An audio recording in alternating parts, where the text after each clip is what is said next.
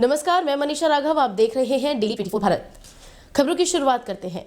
संसद के बजट सत्र का आज आखिरी दिन है। प्रधानमंत्री नरेंद्र मोदी आज बजट सत्र के समापन के दौरान आखिरी भाषण देंगे। शाम करीब 5 बजे 17वीं लोकसभा के आखिरी सत्र में भाषण देंगे। इस बजट सत्र के समापन को 17वीं लोकसभा की कार्रवाई के समापन का प्रतीक माना जा रहा है। इससे पहले प्रधानमंत्री नरेंद्र मोदी बीते दिनों संसद में भाषण दिया था, जिसमें उन्होंने विपक्षी पार्टियों पर यानी कि कांग्रेस पर जमकर हमला बोला था। प्रधानमंत्री ने कांग्रेस की नीतियों पर जमकर अपनी भड़ास निकाली थी। बता दें कि संसद का बजट सत्र 31 जनवरी से शुरू हुआ और राष्ट्रपति द्रौपदी मुर्मू के संबोधन के सत्र से इसकी शुरुआत हुई थी। आज सत्र 2 लिहाजों में खास रहा। पहला तो ये कि सत्र में देश की वित्त मंत्री ने अंतरिम बजट पेश किया। साथ ही ये सत्र मोदी सरकार के दूसरे कार्यकाल का अंतरिम बजट था। वित्त मंत्री निर्मला सीतारमण 1 फरवरी को सदन में अंतरिम बजट पेश किया था। देश के पूर्व राष्ट्रपति प्रणब मुखर्जी की बेटी शर्मिष्ठा मुखर्जी ने कांग्रेस सांसद राहुल गांधी को खुला पत्र लिखा है, जिसमें उन्होंने आरोप लगाया है कि उनके समर्थक उनके सोशल मीडिया अकाउंट्स पर उनको लगातार ट्रोल कर रहे हैं। यही नहीं, उनके पिता के लिए अपशब्दों का भी इस्तेमाल कर रहे हैं। बता दें कि शर्मिष्ठा की नई किताब का हाल ही में विमोचन हुआ है। इस किताब में उन्होंने दावा किया है कि प्रणब का मानना था कि राहुल गांधी को अभी परिपक्व होना बाकी है, तब से वो विपक्षी पार्टियों के निशाने पर आ गई हैं। उन्होंने बताया कि उनके लिए खास तौर पर एक सोशल मीडिया यूजर नवीन शाही ने अश्लील भाषा का इस्तेमाल किया है, जिसे कांग्रेस के कई नेता फॉलो करते हैं। एक्टर पॉलिटिशियन मिथुन चक्रवर्ती को लेकर बड़ी खबर सामने आ रही है। मिथुन को कोलकाता के प्राइवेट हॉस्पिटल में एडमिट कराया गया है। जानकारी के मुताबिक एक्टर को सीने में दर्द उठा और बेचैनी महसूस हुई। इसके बाद उन्हें तुरंत हॉस्पिटल में भर्ती कराया गया। फैंस उनके ठीक होने की दुआ मांग रहे हैं। बता दें कि हाल ही में एक्टर को भारत के सर्वोच्च सम्मान से सम्मानित भी किया गया था। उन्हें पद्म भूषण से नवाजा गया था। कर्मचारी भविष्य निधि संगठन यानी ईपीएफओ के केंद्रीय न्यासी बोर्ड ने 2023-24 के लिए कर्मचारी भविष्य निधि अकाउंट के लिए ब्याज दर का ऐलान कर दिया है। ईपीएफओ ने करोड़ों कर्मचारियों के लिए मौजूदा वित्त वर्ष के लिए ब्याज दर में बढ़ोतरी की है। मिली जानकारी के अनुसार अब कर्मचारियों को पहले की तुलना में 0.10% ब्याज ज्यादा मिलेगा।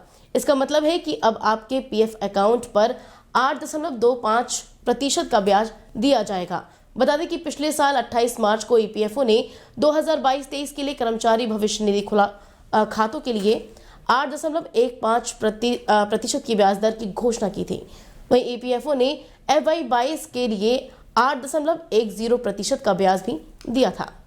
भारतीय क्रिकेट कंट्रोल बोर्ड ने 10 फरवरी को इंग्लैंड के खिलाफ बाकी 3 टेस्ट मैचों के लिए भारतीय टीम की घोषणा कर दी है। गौरतलब है कि विराट कोहली निजी कारणों से इन मैचों से अनुपस्थित रहेंगे। बीसीसीआई ने स्पष्ट किया है कि कोहली की अनुपस्थिति व्यक्तिगत कारणों से है और बोर्ड उनके फैसलों का पूरा समर्थन करता है। चोटिल खिलाड़ी केएल राहुल और रविंद्र जडेजा भी बीसीसीआई की मेडिकल टीम से फिटनेस मंजूरी मिलने तक टीम में शामिल होंगे।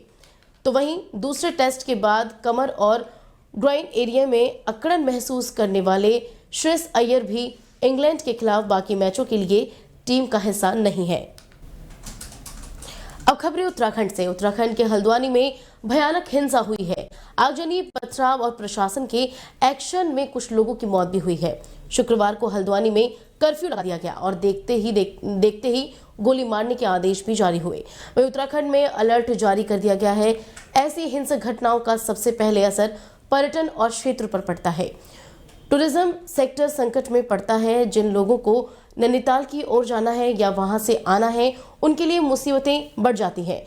Indian chamber of commerce and tourism committee के चेयरपर्सन डॉक्टर सुभाष गोयल ने कहा है कि जब भी कहीं गड़बड़ होती है तो सबसे पहले टूरिज्म सेक्टर और स्टॉक एक्सचेंज पर असर पड़ता है।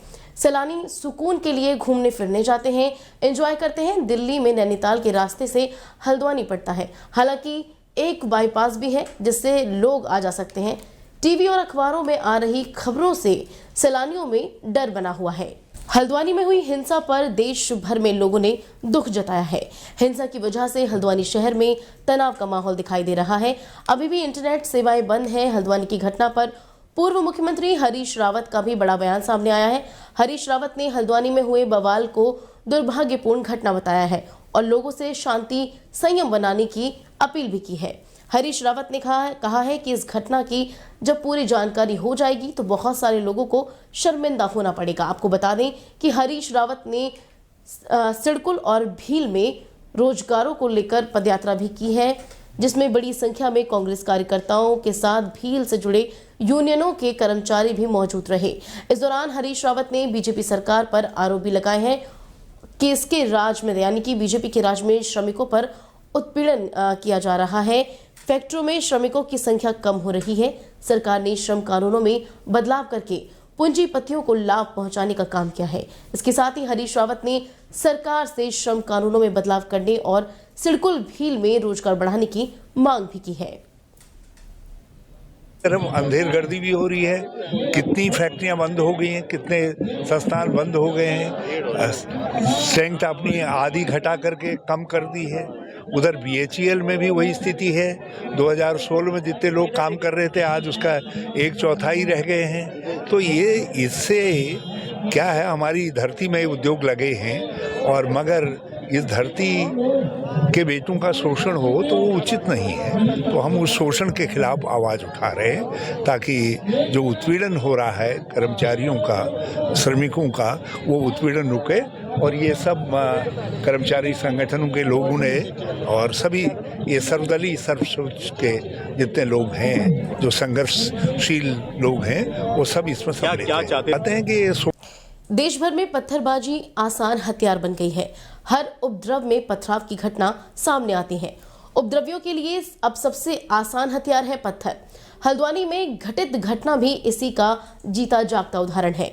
हल्द्वानी में बवाल के बाद रामनगर में शांति व्यवस्था बनाए रखने को शुक्रवार को SDM ने शहर और ग्रामीण क्षेत्रों में धारा 144 लगाकर बाजार बंद रखने के आदेश दिए। प्रशासन के खिलाफ वहां के लोगों ने विरोध किया, जिससे वहां का माहौल खराब हो गया। उपद्रवियों द्वारा कई सरकारी वाहनों में आगजनी भी की गई, जिससे वहां पर गर्मा गर्मी का माहौल बन गया। उसे देखते हुए हल्द्वानी में कर्फ्यू भी लगा दिया गया और हल्द्वानी में इंटरनेट की सेवाएं भी बाधित कर दी गई।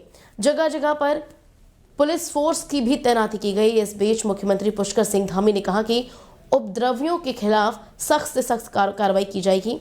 नैनीताल जिले की DM वंदना सिंह के अनुसार अभी तक 4 लोगों की मौत हो चुकी है और रामनगर में धारा 144 भी लागू कर दी गई है। और साथ ही रामनगर पुलिस प्रशासन ने फ्लैग मार्च भी निकाला है, जिससे रामनगर का माहौल किसी भी तरह से खराब ना हो और कोई भी सोशल मीडिया द्वारा गलत अफवाह ना फैलाए।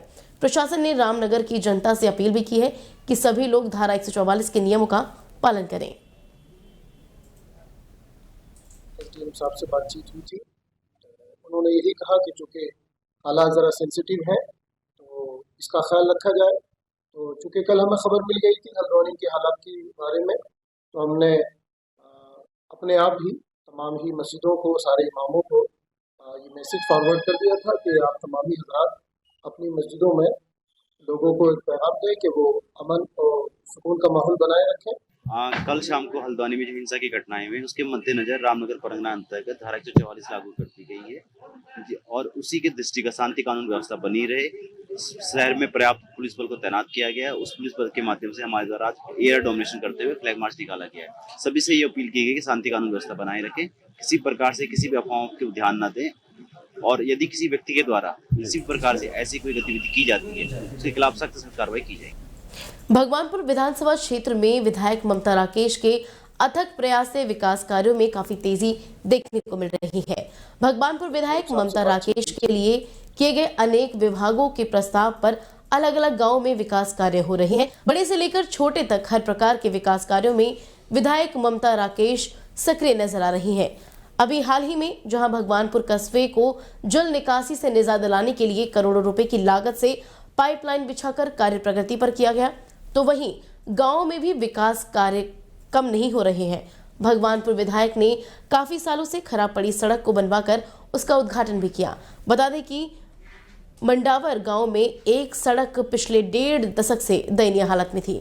ग्रामीणों के जरिए इसकी जानकारी मिलते ही विधायक ममता राकेश ने उसको ठीक कराया है, तो उन्होंने तुरंत ही HRDA विभाग को इसकी जानकारी दी और प्रस्ताव दिया। उसके बाद इस सड़क को ठीक करवाया, जिससे ग्रामीणों में खुशी का माहौल है। देखिए, भगवानपुर विधानसभा में लगातार विकास कार्य चरम पर हैं और हर क्षेत्र में काम किए जा रहे हैं। चाहे जल निकासी की बात हो, चाहे सड़कों की बात हो, हर क्षेत्र में काम किए जा रहे हैं। उसी क्रम में आज मंडावर गांव में ये रास्ता बहुत दिन से खराब था और बहुत दिन से ग्रामवासियों की मांग थी कि इस रास्ते को आप बनवाएं। तो उसी के तहत मैंने HRDA में प्रस्ताव दिया और वहाँ से ये स्वीकृति मिली और आज 13,75,000 रुपये की लागत से इस मार्ग का निर्माण कराया गया है। इसके बनने से सभी ग्रामवासी बहुत खुश हैं। तो ग्रामवासियों को इस रास्ते के बनने से बहुत मदद मिलेगी। उन्हें बहुत कठिनाई का सामना करना पड़ा। मैं यही संदेश देना चाहती हूँ सभी ग्रामवासियों को कि लगातार विकास कार्य आप देख रहे हैं, सबकी मांग को प्रमुखता से रखा जा रहा है और सभी की समस्याओं को सुन करके उनका निराकरण करने के प्रयास लगातार किए जा रहे हैं। जी का बहुत बहुत धन्यवाद। इस रास्ते हमारे गांव वालों को काफ़ी कठिनाई का दिक्कत का सामना करना पड़ता है। 20-30 सालों के रास्ता बड़े जंजर रूप से विधायक जी ने जो वादा किया था चुनाव में, जो वादा किया था कि ये रास्ता संपूर्ण तरह से बनाएंगे। आप विधायक जी ने अपना रास्ता वादा पूरा किया है और 13,75,000 रुपये की लागत से ये HRDA से हमारे गाँव में रहता है। विधायक जी का बहुत बहुत धन्यवाद अदा करते हैं हम। ARTO कार्यालय में सड़क सुरक्षा माह कार्यक्रम का आयोजन किया गया। इस बीच सहायक संभागीय परिवहन अधिकारी कार्यालय विकास नगर से वाहन रैली निकाली, जिसमें विकास नगर विधायक मुन्ना सिंह चौहान भी शामिल हुए और कार्यक्रम परिसर में वाहन चालकों और अन्य व्यक्तियों को सड़क सुरक्षा के प्रति जागरूक भी किया गया। इस बीच वहां से वाहन रैली को उन्होंने हरी झंडी दिखाकर रवाना भी किया। वाहन रैली कार्यक्रम से हरवटपुर से होते हुए विकास नगर डाक पत्थर चौक से वापस कार्यालय ही पहुंच गई। उद्देश्य सिर्फ ये है कि जागरूकता अधिक से अधिक इस बात के लिए फैले जो असावधानियों बस दुर्घटनाएं होती हैं, वाहन चालकों की असावधानी बस, और इतना ही नहीं जो उनसे होती है वो ना हो, वो तो उद्देश्य है ही, लेकिन जो दूसरे लोग चाहे वो नॉन कॉमर्शियल प्राइवेट वाहन चलाने वाले हैं वो भी बहुत असुरक्षित तरीके से चलते हैं। तो एक जिम्मेदार चालक को होता है जो खुद तो दुर्घटना ना हो इस बात की पूरी सावधानी रखता है, लेकिन दूसरों की असावधानियों को भी ध्यान रखता है। जो गतिमान था, इसमें पुलिस विभाग और जितने भी संबंधित विभाग हैं उनके द्वारा निरंतर रूप से इस संबंध में गोष्ठियाँ आयोजित की गई, लोगों में प्रचार प्रसार किया गया। इसी क्रम में आज यहाँ RTO कार्यालय में भी ये आयोजन किया गया था, जिसमें हम सभी लोग सम्मिलित हुए और उसका मुख्य उद्देश्य वाहन चालकों, उनके परिवारजनों को तथा समस्त नागरिकों को सड़क सुरक्षा उपायों और यातायात नियमों का पालन करने के लिए जोर किया गया है। हमारा ये 15 फरवरी तक रहेगा। इसमें हमने आज सड़क सुरक्षा वाहन रैली निकाली गई है, जिसमें माननीय विधायक जी, क्षेत्रीय विधायक द्वारा यहाँ पे पार्टिसिपेट किया गया और उनके द्वारा सभी वाहन चालकों को संबोधित किया गया और सड़क सुरक्षा के विषय में बहुत जागरूक किया गया। ये सड़क सुरक्षा हमारे जो रैली थी, इसका मेन उद्देश्य यही था कि लोग सुरक्षित वाहन संचालन करें, जनहानि ना हो। इस बुलेटिन में फिलहाल इतना ही। देश दुनिया की तमाम खबरों के लिए देखते रहें Daily 24 भारत। नमस्कार।